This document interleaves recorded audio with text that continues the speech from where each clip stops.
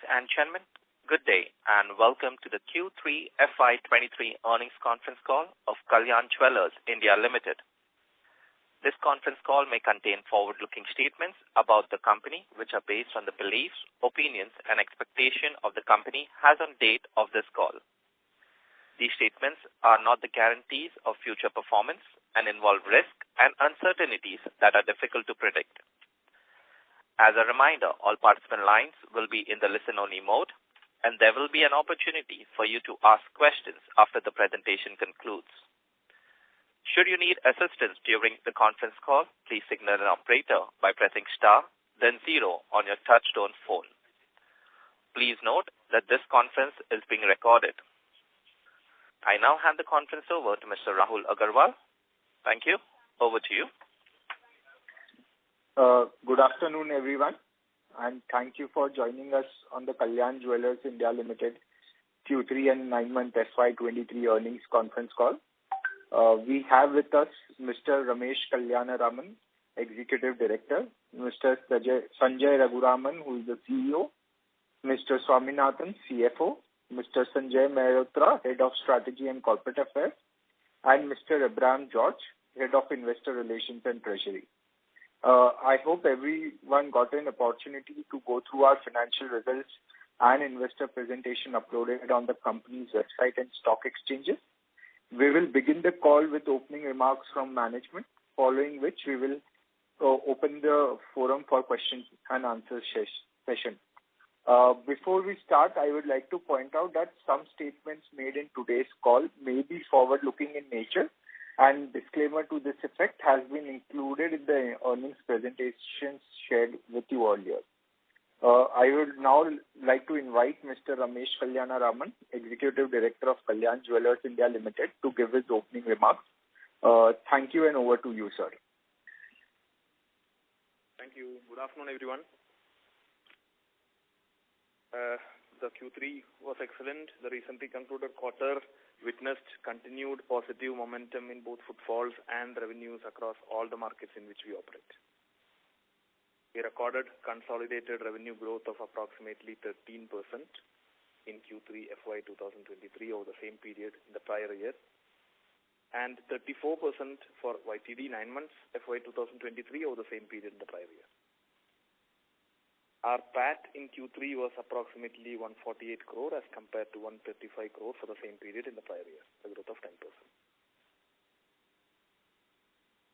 Stepping back, as we look at our business over the last past year, and aggregate the last 4 quarters, Kalyan has achieved revenue in excess of 13,500 crore and a PAT of approximately 434 crore. Within India, we witnessed revenue growth of approximately 12% despite a strong base, with Q3 of the prior year being the first normalized quarter post-COVID. Additionally, we know that December there was some muted demand, 3 weeks of December, especially because of the postponement of discretionary demand, which is now normalized in January, predominantly because of the gold prices. We continue to see encouraging trends around the share of new customers, which was in excess of 35%. The non-South revenue mix is again improving. It is now at 43% from 37% in the prior year. As you know, during the recently concluded quarter, we announced our plans to open 52 showrooms during the calendar year 2023. Significant portion of these would be franchise showrooms. As part of the strategy, we have invested significant amount of time and effort over the past 3-4 months in building our internal resources. We have hired approximately 900 staff, largely for the 20-plus showrooms we will open before Akshaya Tritiya. Highest employee addition in a quarter in the history of the company so far. In the Middle East, we witnessed significant improvement in customer sentiment during the recently concluded quarter, with revenue growth in excess of 24%. We plan to launch the first franchise showroom in the Middle East during the first quarter of the next financial year. While the setting up of the franchise model is taking some time. We would not want to compromise on the growth potential, and will be selectively opening additionally owned stores with the internal accruals from the region. As I indicated earlier, our international business will be predominantly franchisee operated in the next 3 years. Talking about our online platform Kalyan, during the recently concluded quarter, we opened the second physical store. We have put together a store rollout plan for the next financial year and expect to take the share of its offline business to approximately 25% by the end of FY2024. As I look at the current quarter's early performance, we continue to be encouraged by the robust momentum in revenue and footfalls across all our major markets. We continue to remain committed to our recently announced strategy of optimizing our OC profile using profits and free cash flow to repay debt and reward shareholders and lighten our balance sheet via the divestment of certain non-core assets. Now, I think over to you, Sanjay. You take them in detail about the numbers.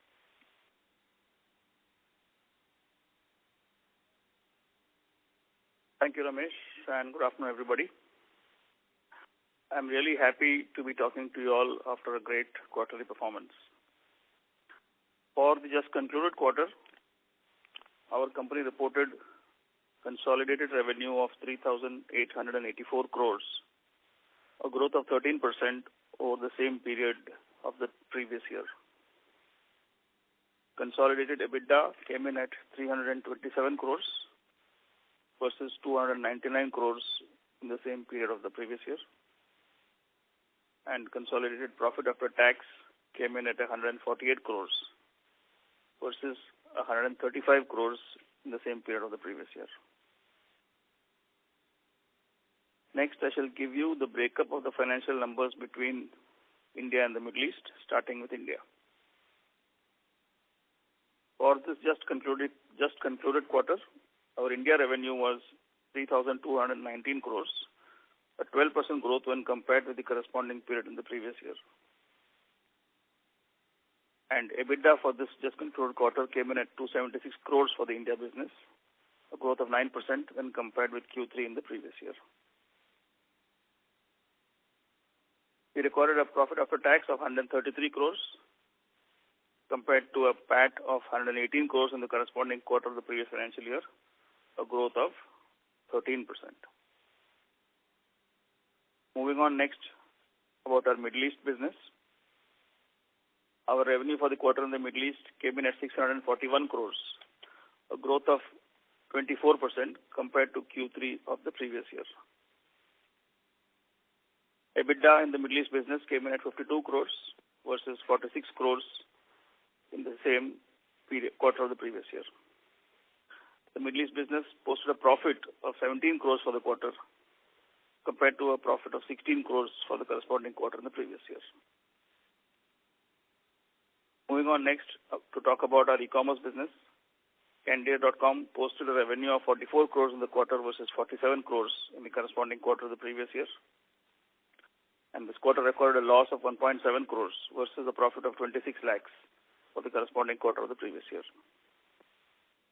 During this quarter, we had no bullion sale, and our gold coin sale to retail and corporate customers was about 155 crores, approximately 4.8% of total revenue. We increased our retail footprint in India by opening 6 more outlets in Q3 of FY23, including 1 outlet for Candere.com. As of 31st December 2022, our total store count was 169. With this, I'm done with the summary of the financials, and we can now open the floor for questions. Thank you. Thank you. Ladies and gentlemen, we will now begin the question and answer session. Anyone who wishes to ask a question may press star and 1 on their touchtone telephone. If you wish to remove yourself from the question queue, you may press star and 2. Participants are requested to use handsets while asking a question. Ladies and gentlemen, we will wait for a moment while the question queue assembles.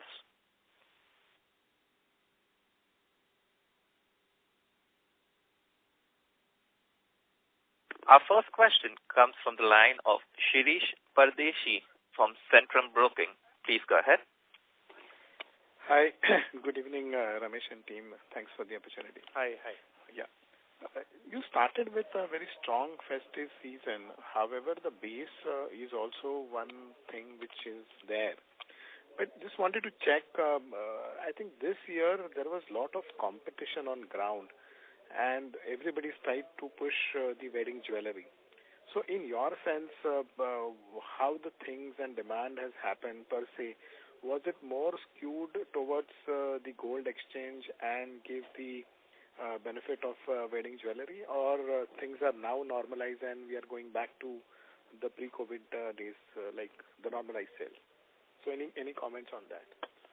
Yeah, so as you said, festive demand was extremely high, and in November also demand was fairly good.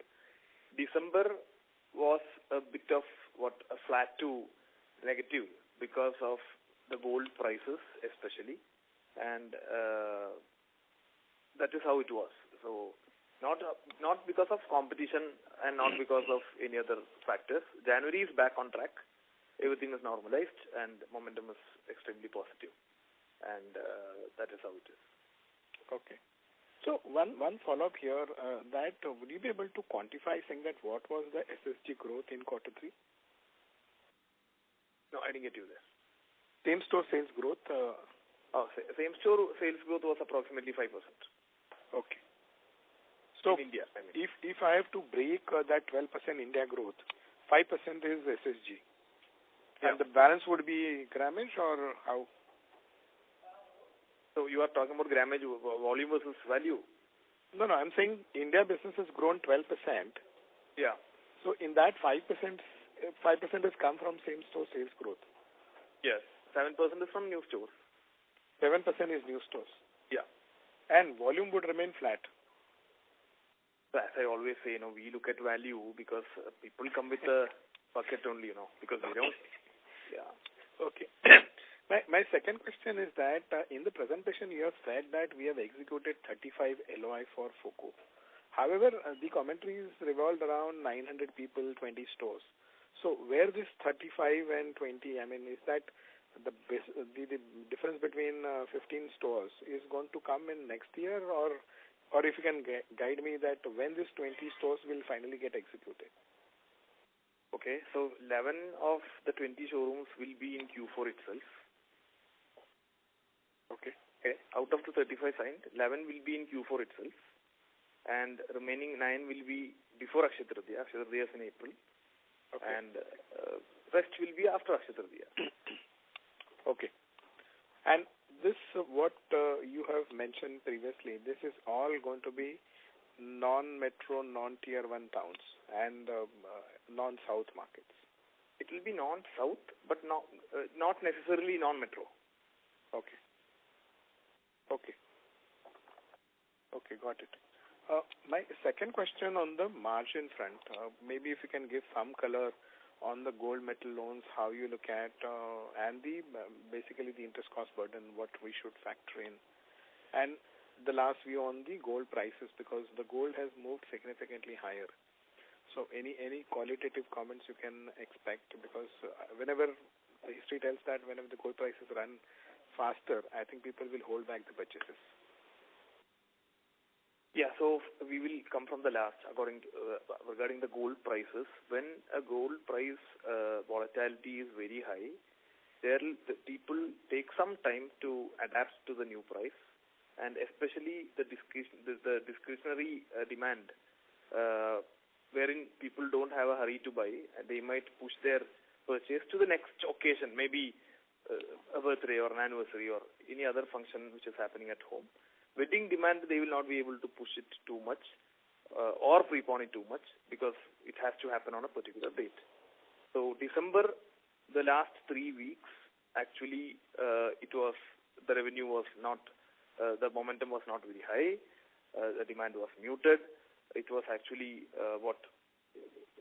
it was same or a negative kind of growth which we were seeing. But in Jan, customers are back, revenue is good, demand is very high. Of course, we should give some lever to the low base which we had in January last year because of the Omicron. But even if you negate that, I think the momentum is extremely strong in Jan. And even wedding season is on, and that is what in January it is happening. Okay. That's really helpful. Now, when you come to the margin, so margin, you are talking about the EBITDA margin? I'm talking about gross. Okay, so gross margin, if you look at, it has been in the similar range, even with a better studded ratio and even with a better non-south revenue. Okay, that is basically because of the pressure from the unorganized segment in the gold pricing itself. The gold rate itself has a pressure, and there is high competition with regard to that, especially from the unorganized segment.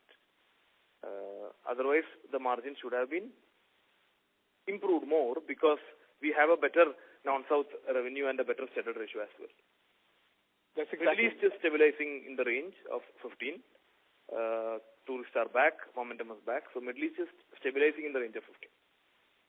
No, exactly what you said. And when you look at the store split non-south and the revenue, I'm still saying that gross margin has not improved in tandem. So is there any specific one-off in this? Or maybe the better way to explain that is the exchange was higher, and maybe if you can help me the number.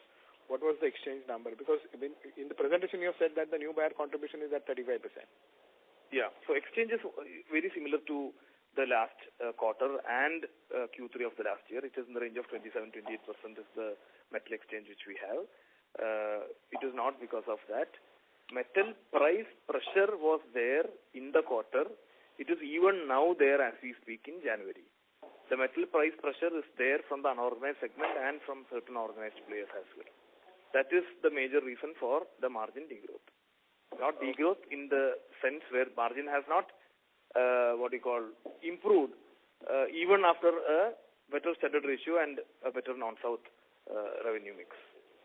Okay. And of course, all of us should consider that it's not apple-to-apple comparison with Q3 last year because the franchisee revenue has also started coming in, and the franchisee revenue, it comes with a lesser gross margin. Okay. Okay, got it. Ramesh, my last question on the gold metal loan, if any color you can provide, where do we stand at the end of quarter 3? It is in the range of 1,850 crore. 1,850 crore? Yeah. Okay, thank you. And all the best to you. Thank you. Ladies and gentlemen, if you wish to ask a question, please press star 1.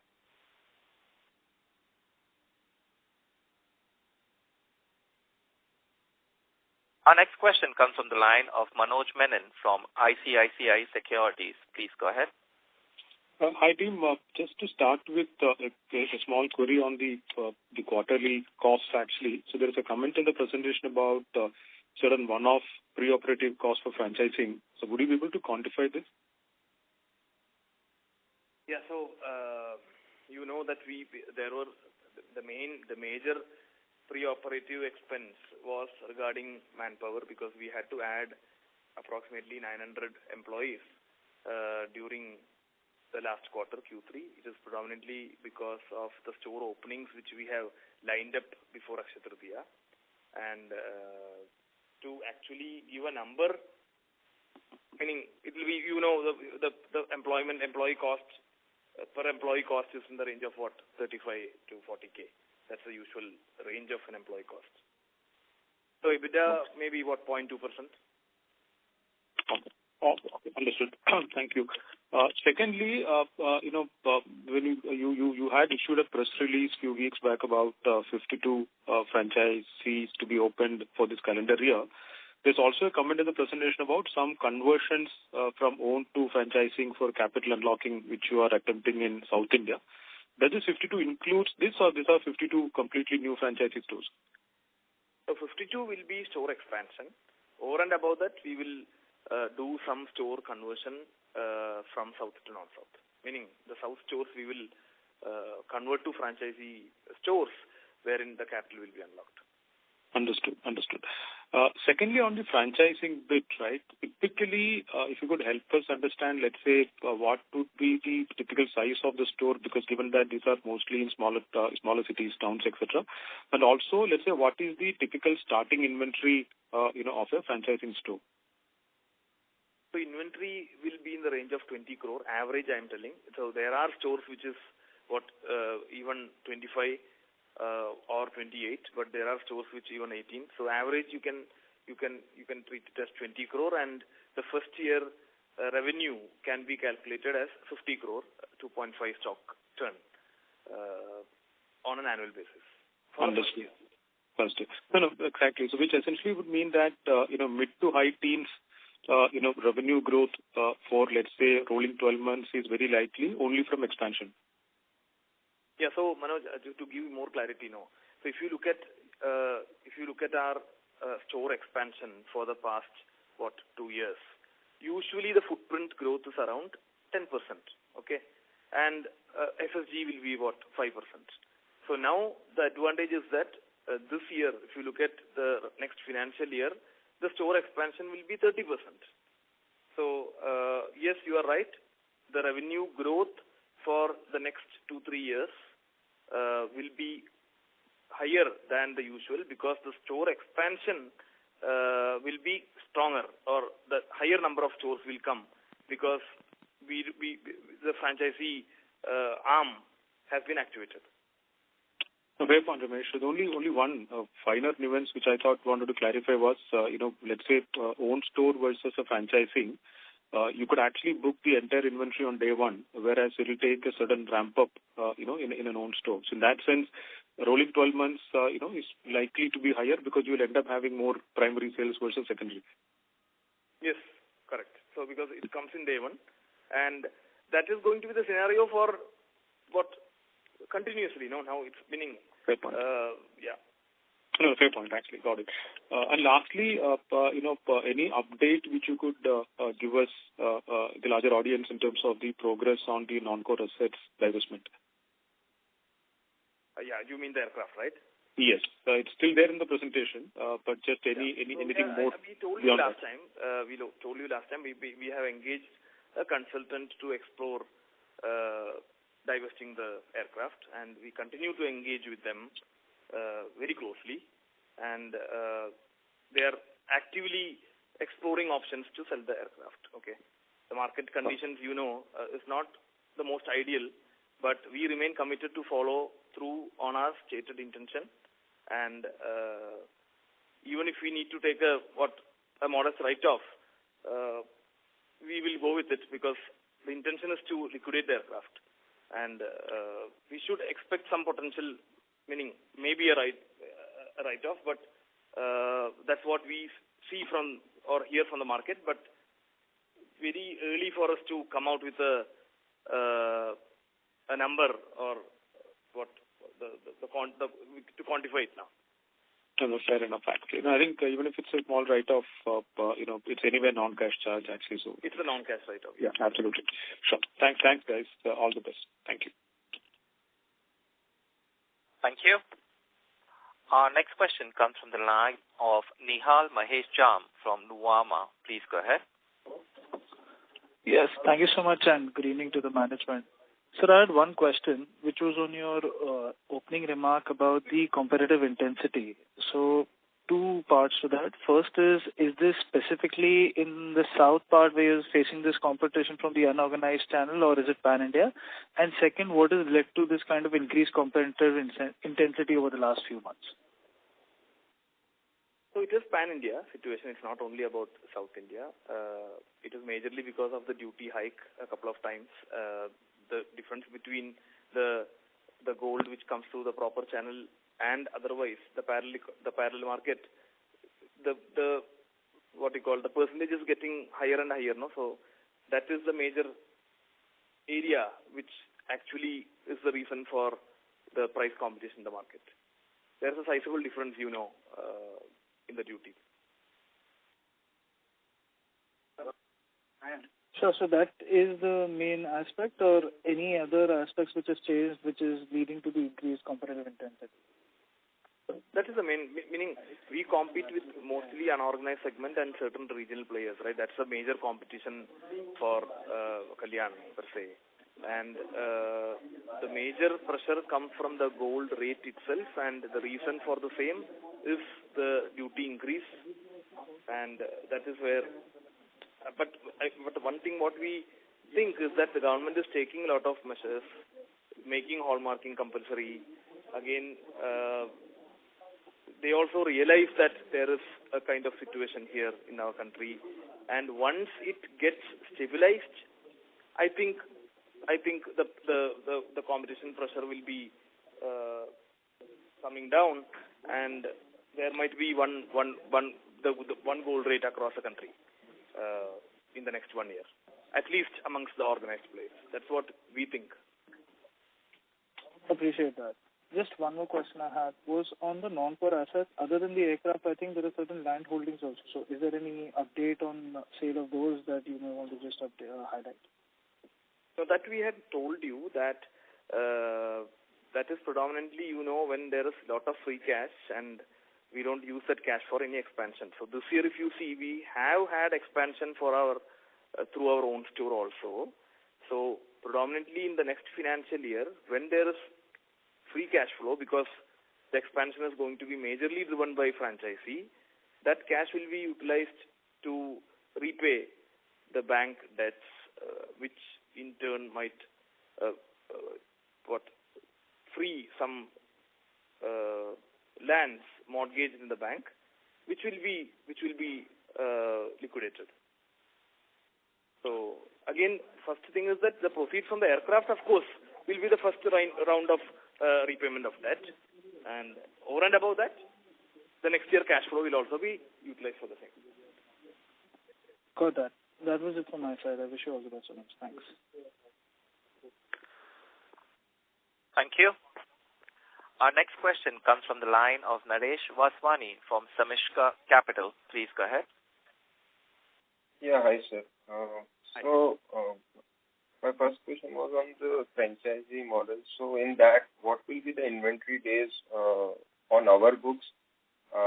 And second is, given that majority of the expansion is through this franchisee, on a consolidated basis, where do you see the inventory turns going ahead in the next 3 years? Yeah, so can you repeat the question? I missed it out somewhere. Yeah, so my question is, for the franchisee business model, what will be the inventory days on our books? Because you will be selling the that will be 10 inventory. to 15 days. We'll have to keep the 10 to inventory. Yeah. Okay, 10 to 15 days. So, and then going ahead, how do you see the inventory going? The inventory turns moving ahead in the next 3 years. Will it reach 2.8 to 3 times? So now, yeah. So of course it will, because now the revenue is growing, and now we are almost in the range of 2.3 plus stock turn, and our target is to take it around 2.5 and then to 3 in the next 2-3 years. So that's our target. Yes.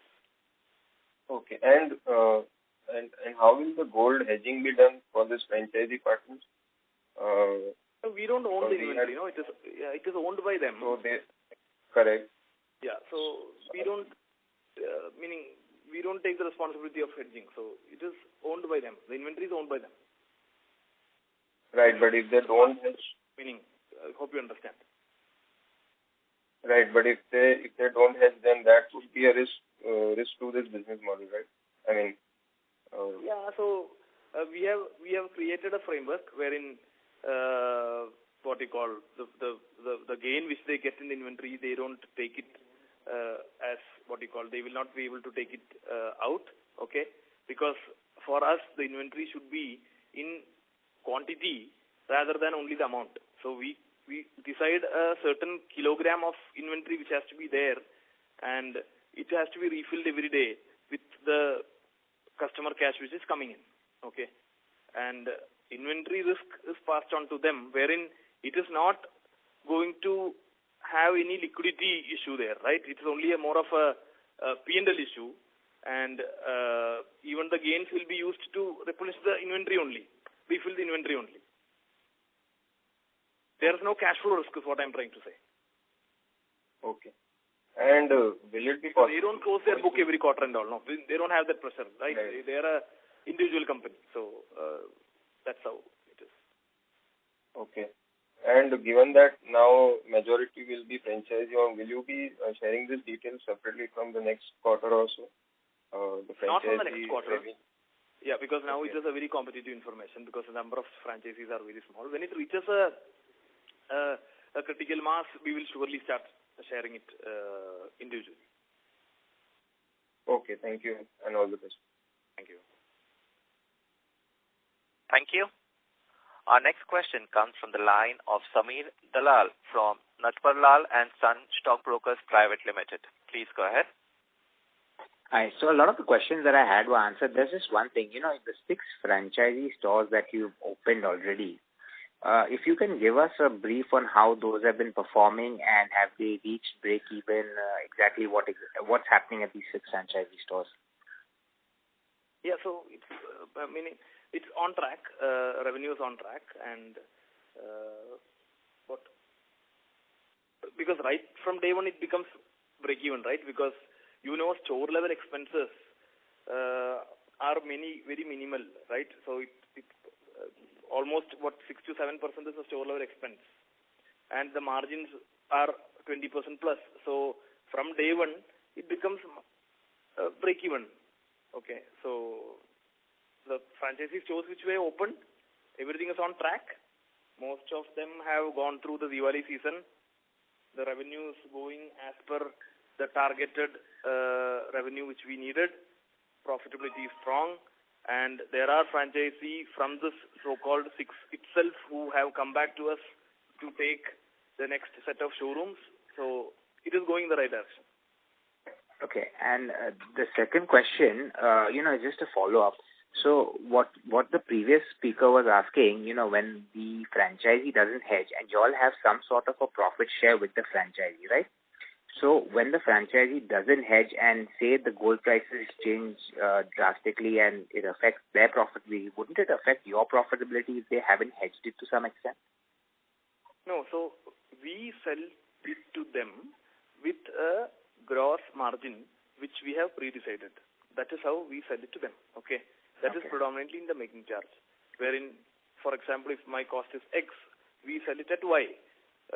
So that gross margin comes in at whatever gold price it is. Okay.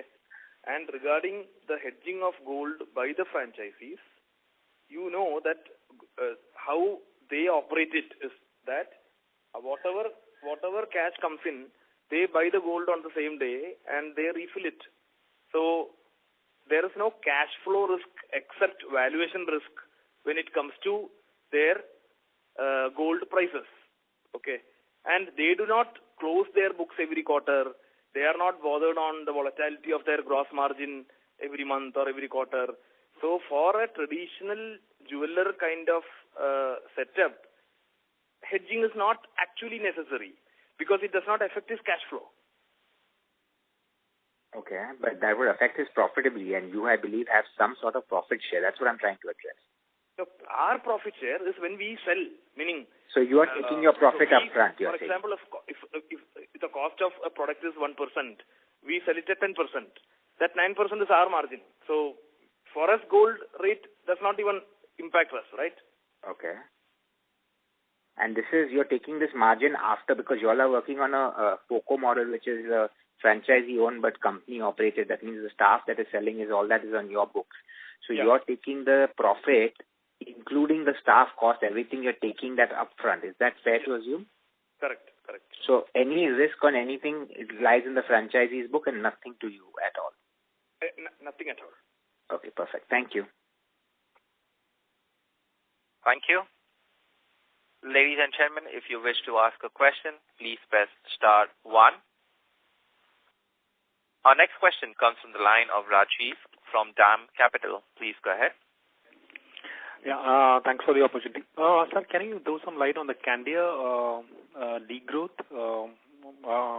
What exactly is leading to this, and how are you addressing this apart from, let's say, the store addition trajectory? Sanjay, you want to take it? Yes, thanks so much. So if you look at Candere as a business, this is a business that was 100% online till recently. And if you look at the way the online businesses have evolved over a period of time, there's a stage in their life cycle when offline presence is key to grow.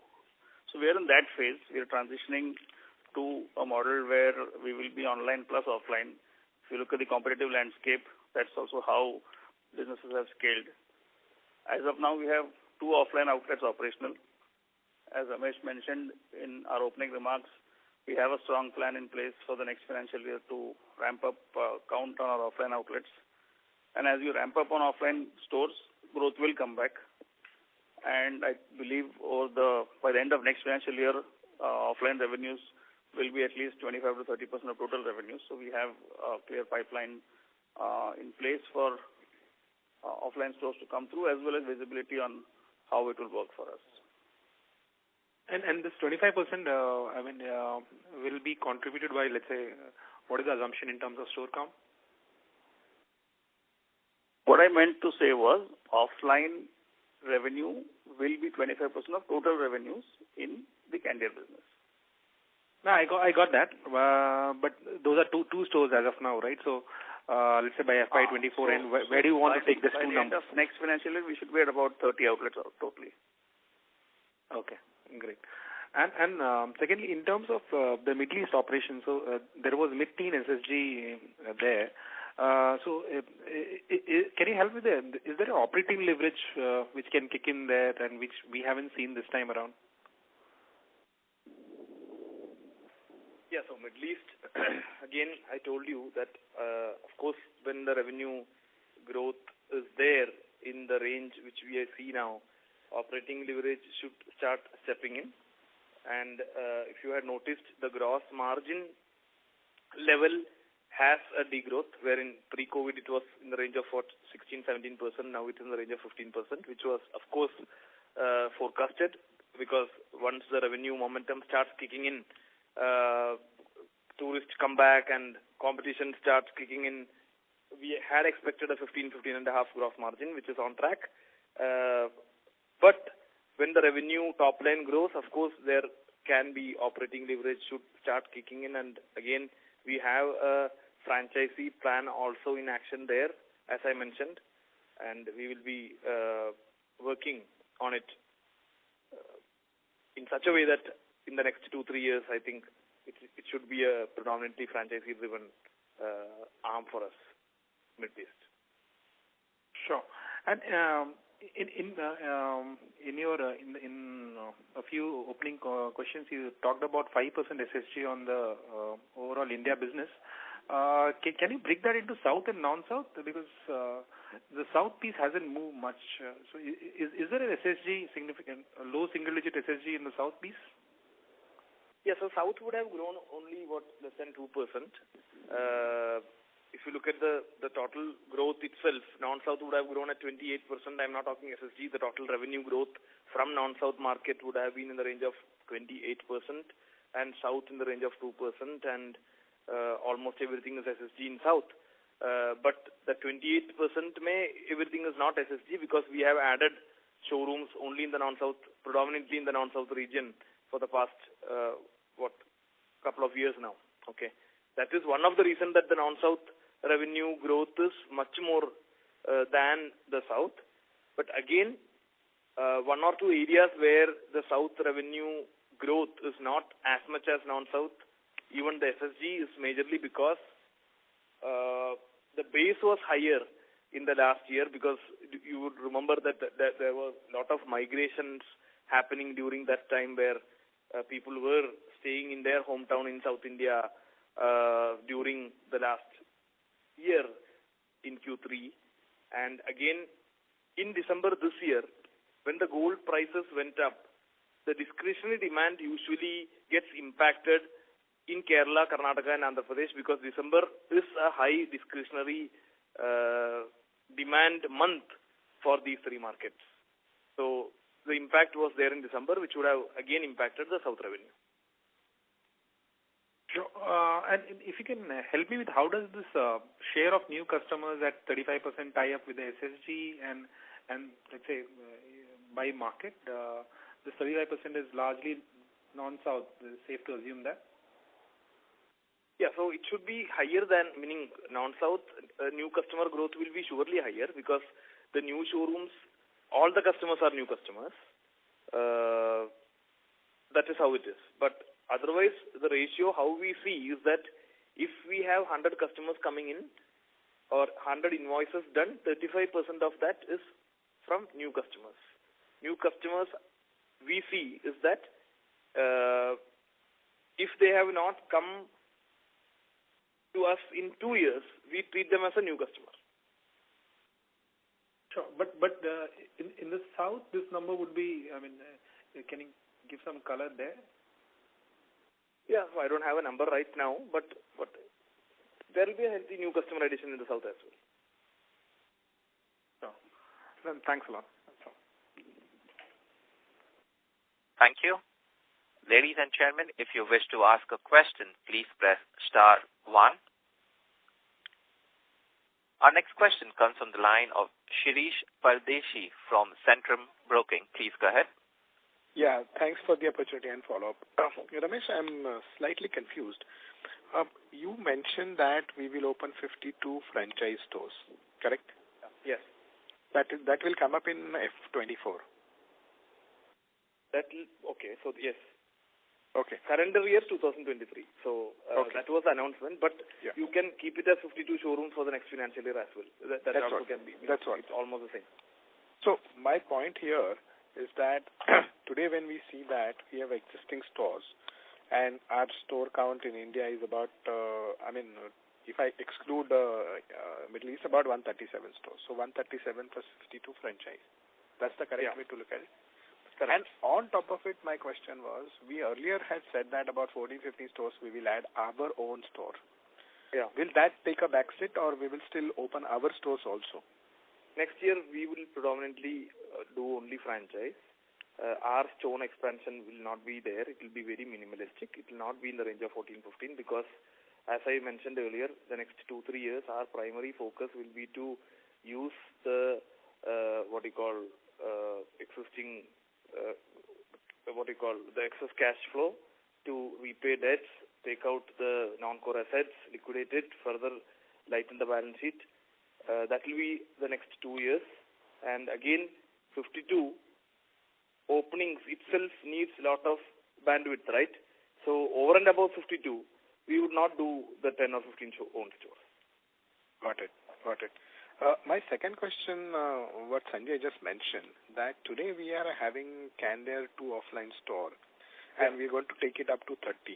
So even in Candere also we are doing FOCO or this will be largely our own stores? And maybe if you can give some numbers around it, what is the current size, what is the throughput you are expecting, and maybe some gross margin, because 30 is a big number which we're talking.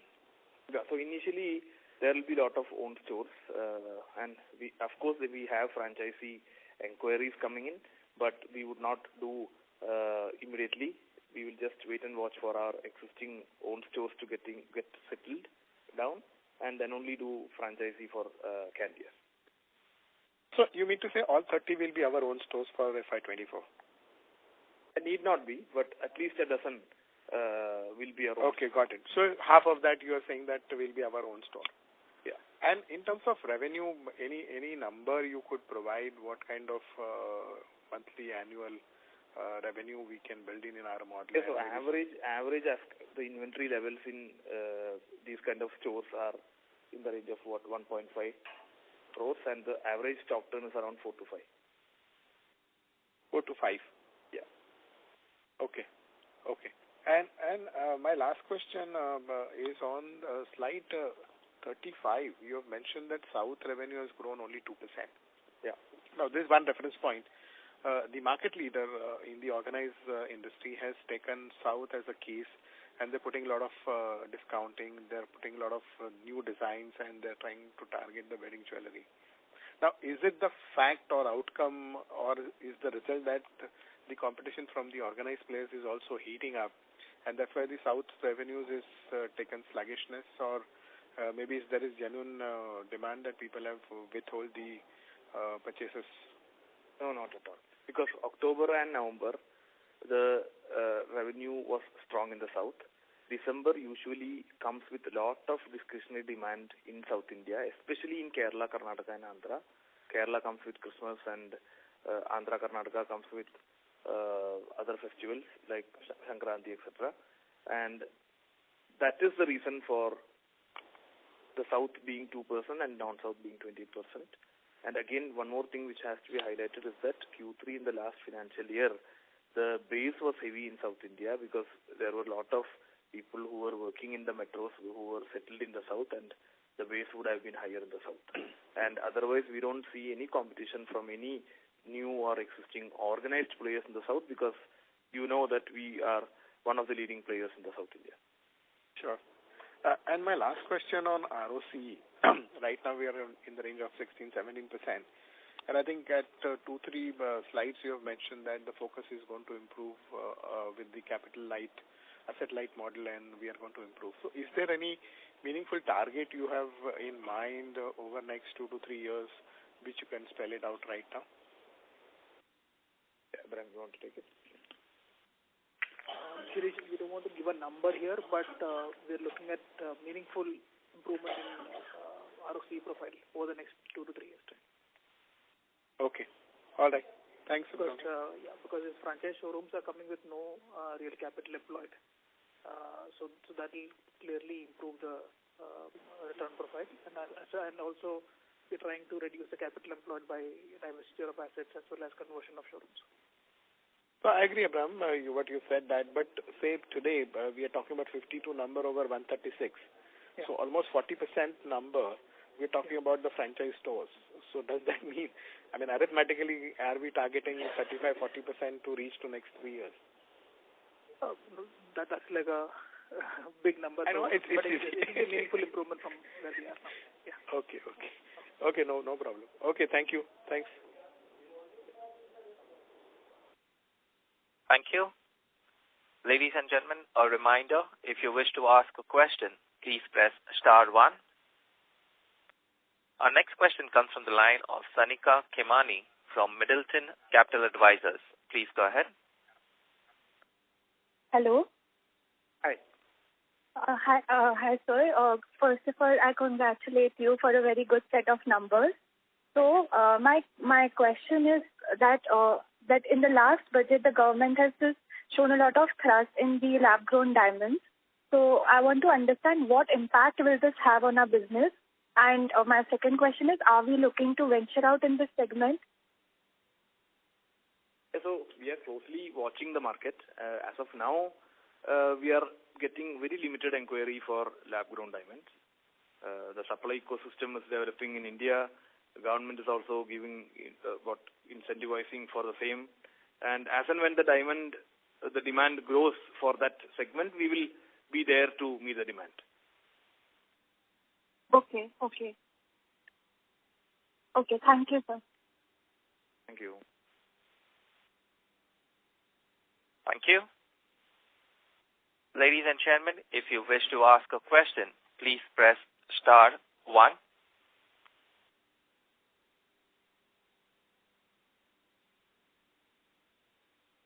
A reminder. Our next question comes from the line of Shri Kumar V from KJ. Please go ahead.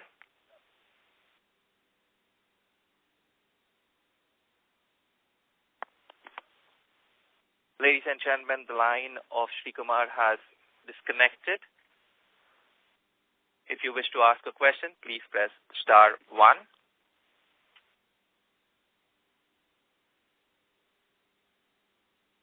As there are no further questions, I now hand over the conference to Mr. Ramesh Kalyanalaman for closing comments. Thank you very much. So, looking forward for the next quarter. Thank you. Thank you, sir. On behalf of Kalyan Jewellers India Limited, that concludes this conference. Thank you for joining us, and you may now disconnect your lines.